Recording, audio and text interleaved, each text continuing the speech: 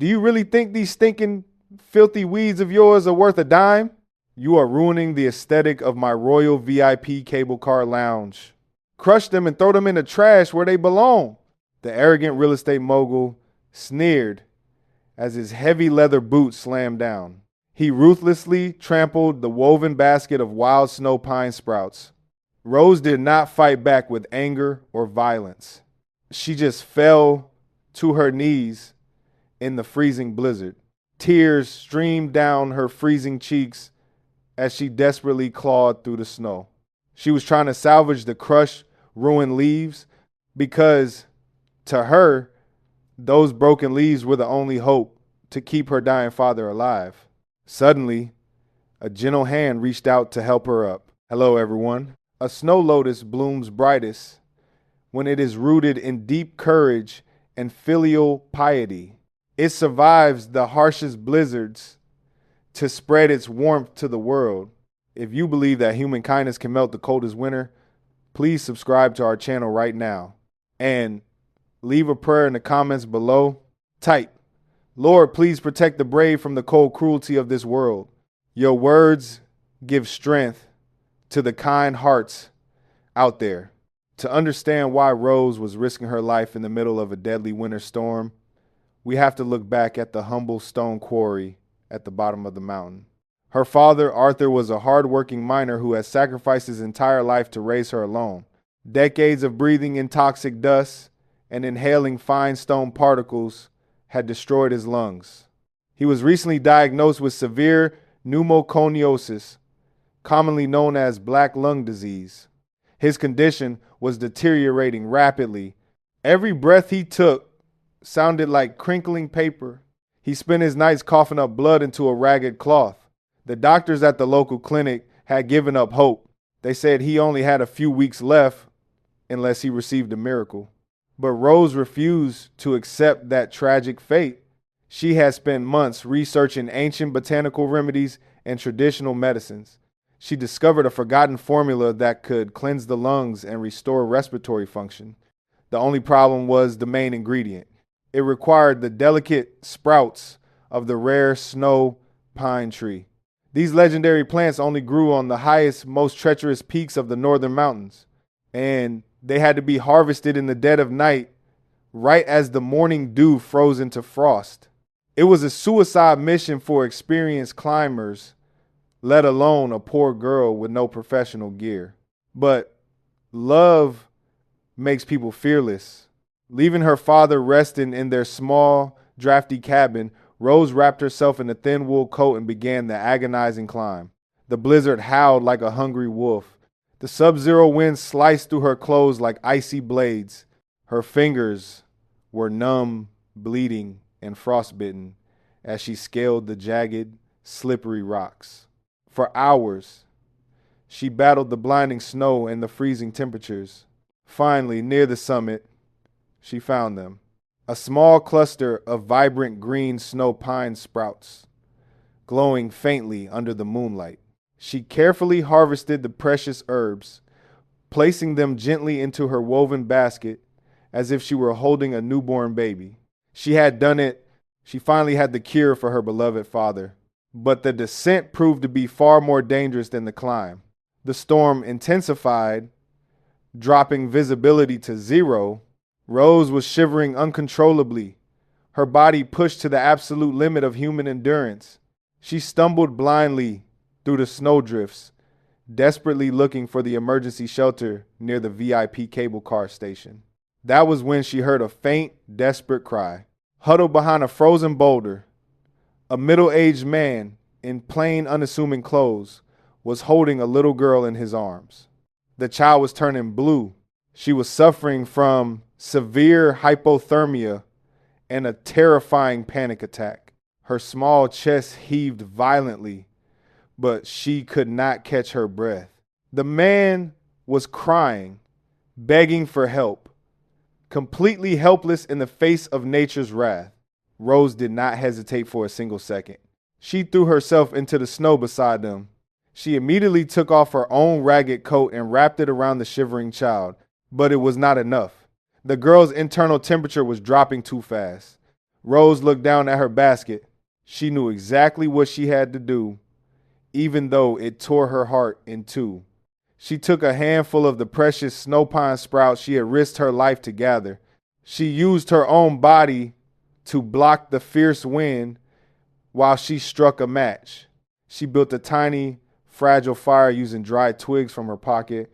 With practiced hands, she quickly roasted the sprouts, extracting their potent, essential oils. She melted a handful of clean snow in her metal flask and brewed a warm, highly concentrated medicinal tea. She gently lifted the little girl's head and blew on the hot liquid to cool it down. She carefully spooned the warm tea into the child's pale lips. The botanical heat worked almost instantly.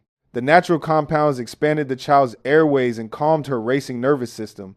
The terrifying wheezing stopped. Color slowly returned to the little girl's cheeks. She opened her eyes and looked up at Rose with a sleepy, peaceful smile. The man, Henry, fell to his knees in the snow. He grabbed Rose's freezing hands, weeping with overwhelming gratitude.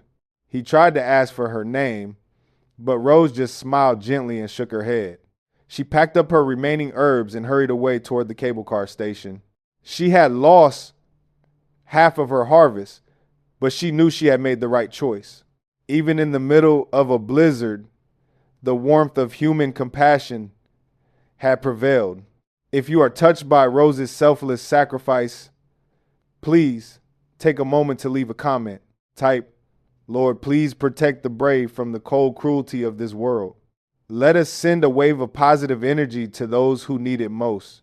Rose finally reached the heated lobby of the Royal VIP Cable Car Lounge.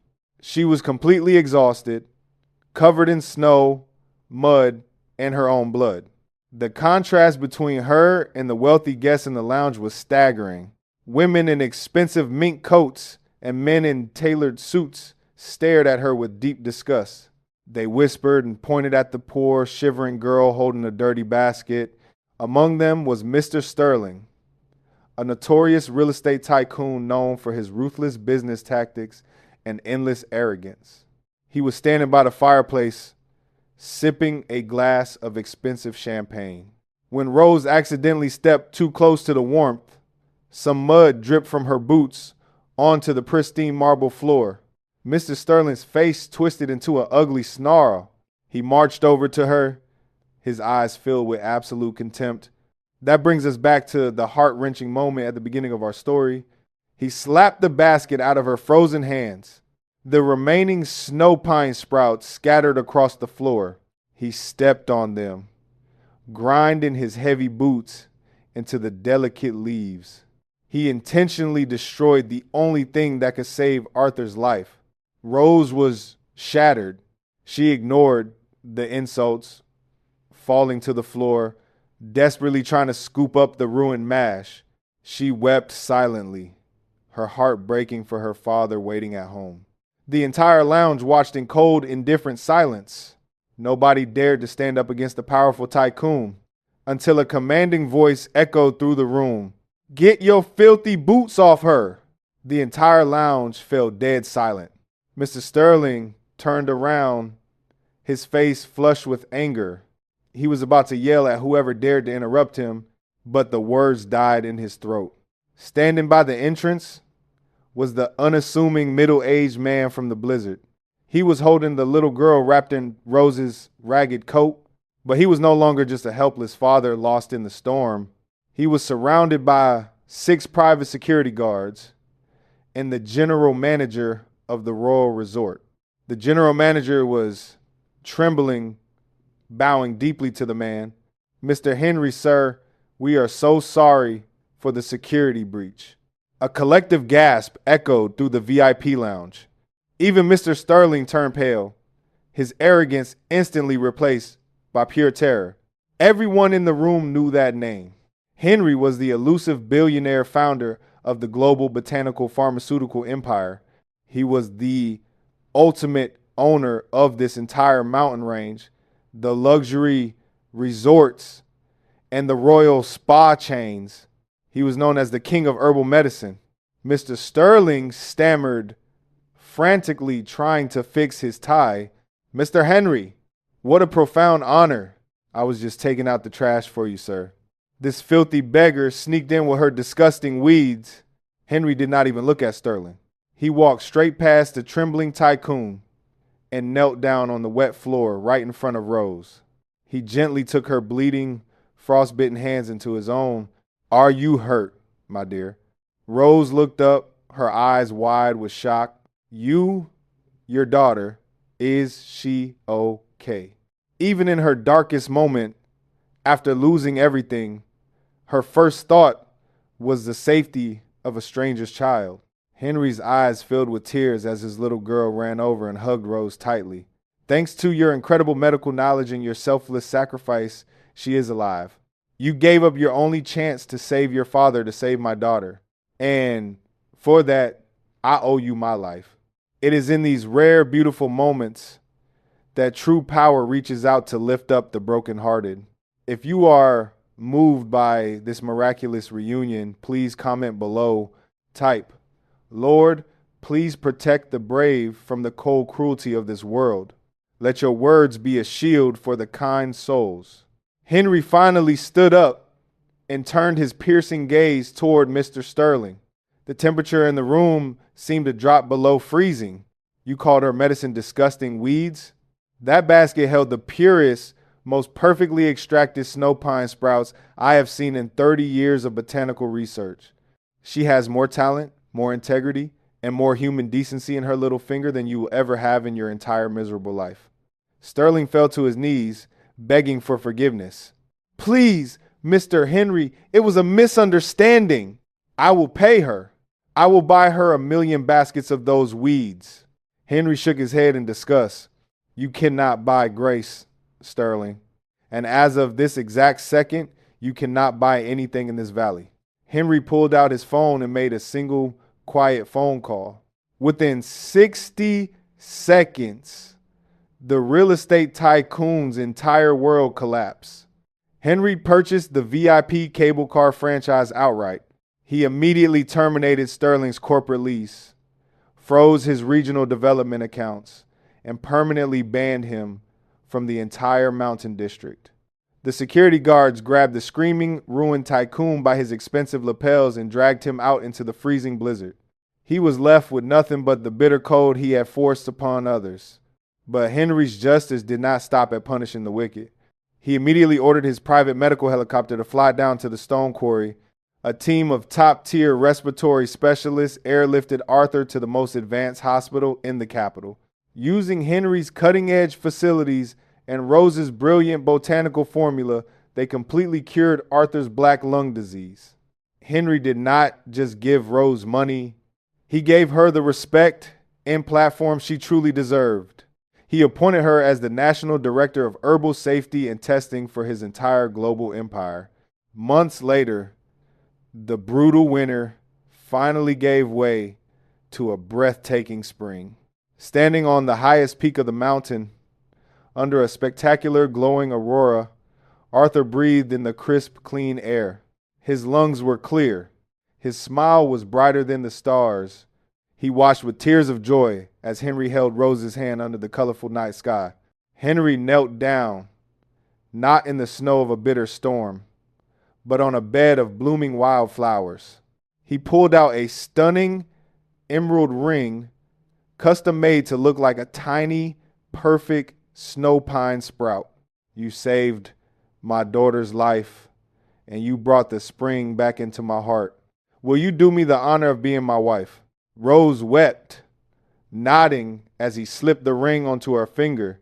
A single cup of warm tea shared in the darkest, coldest blizzard can ignite a fire of destiny that brings the most perfect, ultimate happiness. Do not ever let the coldness of others freeze your kind heart. If this story warmed your soul, please subscribe to our channel today to help us spread more light. And before you go, leave one final prayer in the comments. Type, Lord, please protect the brave from the cold cruelty of this world. Thank you for watching, and stay blessed.